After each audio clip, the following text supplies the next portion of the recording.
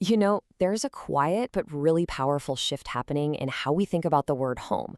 It's becoming less about just finding a place to live and more about creating a space where the whole family, grandparents, parents, kids, can all thrive together. So let's dive into what that actually looks like. Okay, I'm going to start with a number 39%. Now, this isn't some random statistic. It actually points to one of the biggest changes we've seen in the American household in decades. Any ideas what it could be? Just keep it in the back of your mind. All right, so here it is. That 39%, that is the share of Americans who are now more likely to move their aging parents right into their own home. I mean, this is not just a little trend. It's a huge rethinking of how we approach elder care, moving away from facilities and back to family. And this chart really says it all. Look at that. 39% of families want to care for their parents at home. Now, compare that to just 19% for assisted living and only 16% for nursing homes. The data is crystal clear. People want to be together, under one roof. So the intention is obviously there, and it's strong. But are people actually prepared for it? Well, that's a completely different story.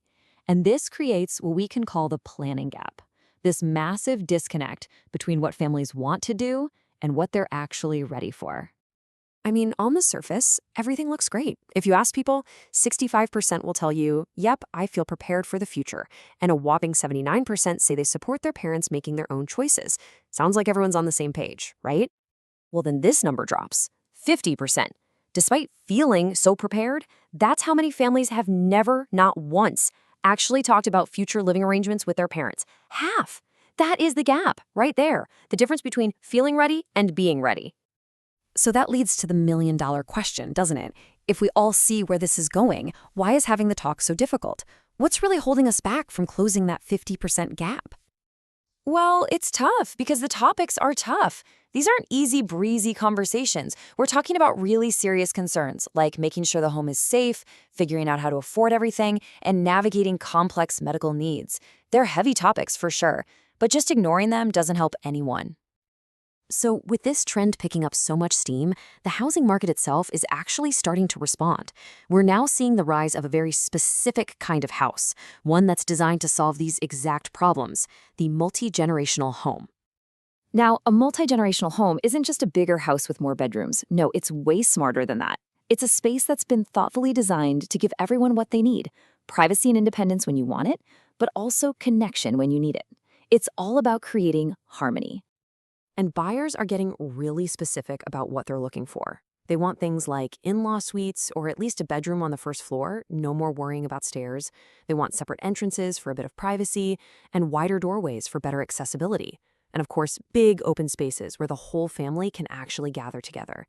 These aren't just little perks anymore. They're becoming necessities. And this brings us to the most important part of all of this. Yes, the challenges are real, but if you think ahead, you can turn this whole situation from a potential crisis into a really smart strategy for your family's future. When you plan ahead, you get to avoid making huge, life-altering decisions in a panic. It gives you the time to find a home that can actually grow and adapt with your family over time, which protects your investment. But honestly, most importantly, it ensures your loved ones get to keep their independence and their dignity. So at the end of the day, this whole move toward multi-generational living is so much more than a passing trend. It's quickly becoming a really savvy, strategic choice for families who are thinking about the long term, both financially and, for the heart. And that really just leaves us with one final question to think about. When you look at your own family and your own home, you have to ask yourself, is it truly ready for what's next?